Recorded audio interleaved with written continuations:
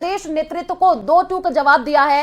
झुंझुनू विधानसभा से चुनावी मैदान में है राजेंद्र भांबू और बीजेपी से बगावत कर चुके हैं राजेंद्र भांबू। आपको बता दें कि पिलानी से चुनावी मैदान में है कैलाश चंद्र और नामांकन वापसी को लेकर के 2-2 का जवाब दिया है। जनता की टिकट पर चुनावी समर में उतरे हैं। इस वक्त की ये बड़ी जानकारी। झुंझुनू सीट से चुनाव देखिए राजेंद्र भांबू लड़ रहे हैं और अब यहां पर 2-2 जवाब भी दिया गया है। बीजेपी से बगावत कर चुके हैं राजेंद्र भांबू।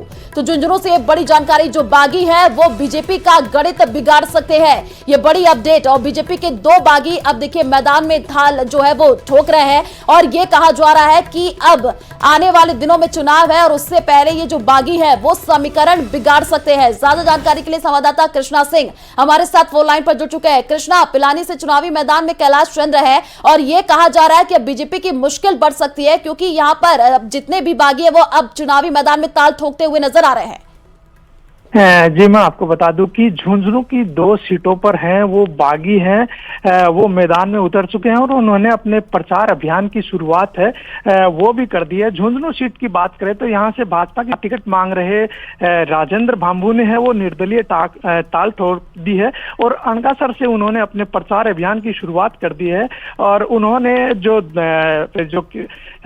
प्रदेश नेतृत्व है उसको 2-2 कहा है कि जनता की टिकट पर है वो मैदान में है और उसी के तहत वो जनता के बीच जा रहे हैं। वहीं जो पिलानी विधानसभा रिजर्व सीट है वहां से चंद्र हैं वो भी टिकट की मांग कर रहे थे और उन्हें टिकट नहीं मिला, वो भाजपा ने है वो मैदान में उतारा है। तो जो निर्दलीय प्रत्याशी कैलाश चंद्र है उन्होंने भी अपने अभियान की शुरुआत कर दी है और इन दोनों बागियों ने कहा है कि वो जनता की टिकट पर है वो चुनावी समर में उतरे हैं। तो अब दोनों सीटों पर यहाँ पर भाजपा का गणित है वो बिगड़ता हुआ दिख रहा है क्योंकि बागी हैं वो पूरी तरीके से अपनी टाल ठोकते हुए और अब अपने प्रचार अभियान की शुरुआत है वो जनता के बीच उन्होंने जाकर कर दी है। तो ऐसे में इन दोनों सीटों पर अब बिल्कुल कृष्ण, प्रचार प्रसार और भी ज्यादा तेज हो गया है। आप नजर बना करके रखिए, आगे भी आपसे अपडेट लेंगे। फिलहाल शुक्रिया तमाम जानकारी साझा करने के लिए।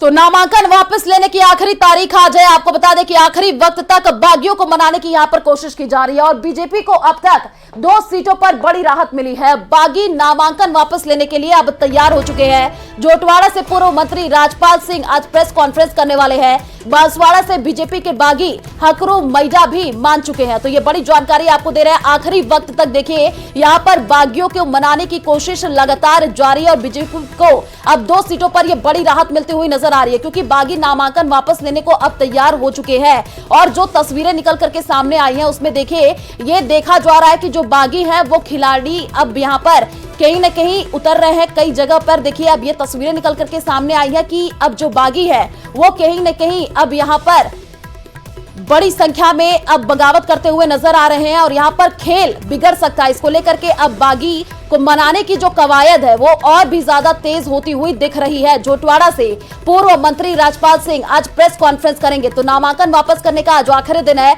और देखिए यहाँ पर मनाने की कवायद और भी ज्यादा तेज होती हुई दिख रही है। हकरू मैडा जिन्होंने 3 दिन पहले ही एक निर्दलीय नामांकन भरा था, जिनको भारतीय जनता पार्टी ने टिकट नहीं दी थी, जिसके बाद ये बागी के रूप में सामने आए थे, आज इन्होंने वापस नामांकन ले लिया है। पूरी बात जानेंगे इनसे कि इन्होंने नामांकन क्यों लिया, किसके प्रेशर में लिया और किनका इनके पास कॉल आया। जी बताइए, आपने नामांकन वापस क्यों लिया और किसका कॉल आया आपके पास?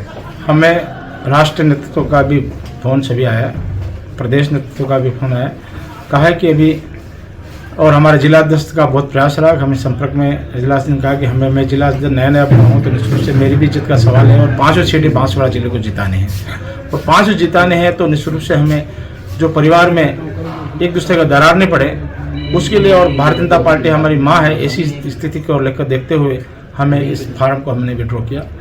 तो अमित शाह का कॉल है, उन्होंने क्या बोला आपको? हमें राष्ट्रीय नेतृत्व ने बात हुई है। तो जो आपने पहले आरोप लगाए थे उसके बारे में आप क्या कहेंगे? आरोप तो कांग्रेस बिल्कुल बदमाश है, उन्होंने लूटा है बांसवाड़ा जिले को। दोनों मंत्री भ्रष्ट हैं, अर्जुन सिंह बामणिया और महेंद्र सिंह मालविया ने दोनों बांसवाड़ा का अरबों रुपए का घोटाला किया। ईडी के माध्यम से हम जांच करेंगे सरकार हमारी बनने के बाद। धन सिंह के बारे में आप क्या बोलेंगे? धन सिंह जी मेरा भाई है, बड़े भाई हैं, मैं उनके साथ में काम किया है और आगे भी हमसे मिलकर काम करेंगे। तो आपने उन पे आरोप लगाया था जमीन को? भाई हमारा है तो घर में परिवार में कुछ हो जाता है।